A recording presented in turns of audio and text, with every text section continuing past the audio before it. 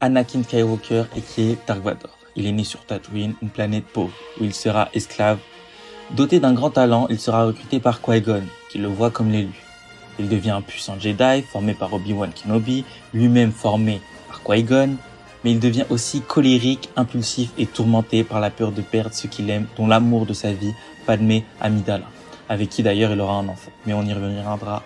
Manipulé par le chancelier Palpatine, il basculera du mauvais côté de la Force, trahira les Jedi, ceux qui l'ont affranchi, ceux qui lui ont tout appris. Cette haine en lui fera de lui le guerrier Sith le plus puissant de tous. Il deviendra une figure de terreur dans l'univers.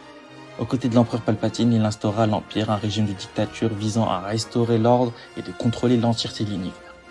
Il participera d'ailleurs aussi à la destruction des Jedi. Il finira par se retourner contre l'Empire quand il découvre qu'il a un fils devenu Jedi, Luke Skywalker, qui le fera revenir vers la lumière. En gros, Dark Vador a été créé par la haine, il était destiné pour le bien, mais il a choisi de rejoindre le côté obscur par ego, devenant l'un des plus grands antagonistes de l'histoire du cinéma.